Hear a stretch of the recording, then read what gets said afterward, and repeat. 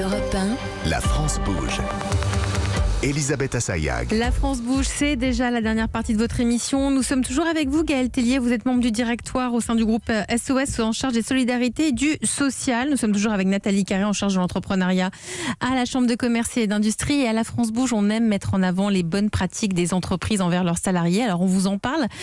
Comme avec vous, Philippe Monnoyer, bonjour.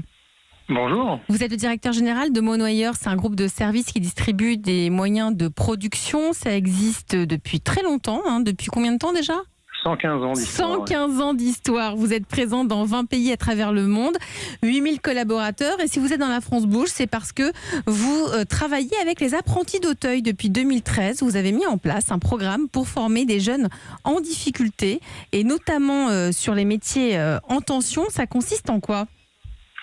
Alors effectivement, d'abord, il faut rappeler que nous sommes un groupe qui vendons et louons des machines de travaux publics, des machines agricoles, des groupes électrogènes, etc. Et donc, on a besoin de beaucoup de mécaniciens.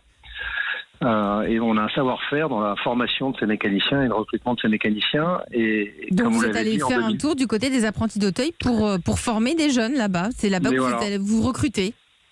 Ça a été une belle rencontre en 2013, effectivement, où on a décidé ensemble de monter un dispositif dont, effectivement, l'objectif est de former donc au métier de la mécanique des jeunes en difficulté, des jeunes qui sont en décrochage scolaire, en décrochage social, si je puis dire, et les accompagner sur un dispositif long pour qu'ils puissent avoir un diplôme équivalent Bac Pro mécanique et surtout qu'ils puissent trouver un emploi derrière et se réinsérer dans la vie. Et alors, vous y arrivez ? C'est quoi les retours ? Écoutez, ça fait 10 ans que maintenant ce programme existe. On en est à la 4e promotion de jeunes. C'est beau. Ça fait une 60aine de jeunes qui sont en difficulté, qui sont passés par chez nous.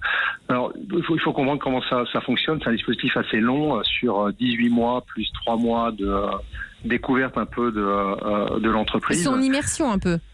Oui, complètement. L'idée, c'est à la fois d'apprendre un métier, de les former pour de vrai, si je puis dire. Et on parle toujours d'apprendre le savoir-faire, mais aussi le savoir-être. Parce qu'on leur apprend aussi à travailler dans une entreprise avec un groupe d'hommes et de femmes. Ça fait partie de la formation. Et donc, effectivement, 10 ans plus tard, c'est plutôt un succès. On a un tiers des jeunes qui sont passés par chez nous qui travaillent encore chez nous. C'est beau.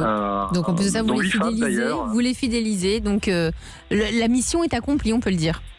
À ce jour, on pense que la mission est accomplie. Elle est accomplie des deux côtés, côté les jeunes qui nous ont rejoints et qu'on puisse réinsérer, puis aussi de notre côté, c'est-à-dire que les salariés trouvent du sens à s'impliquer dans ce type de dispositif au-delà de leur travail quotidien. Et c'est ça le travail aujourd'hui, c'est donner du sens dans son quotidien. Merci à vous, Philippe Monnoyer. Vous êtes le directeur général de Monnoyer. Merci à vous, Gaël Tellier. Merci d'avoir été dans la France bouge, membre du directoire du groupe SOS. C'est déjà la fin de votre émission. Nathalie Carré, nous on se retrouve demain.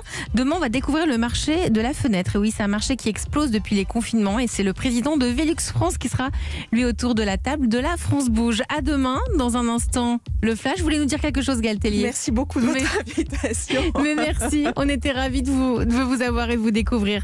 À demain, dans un instant, le flash suivi de Christophe Rondelat.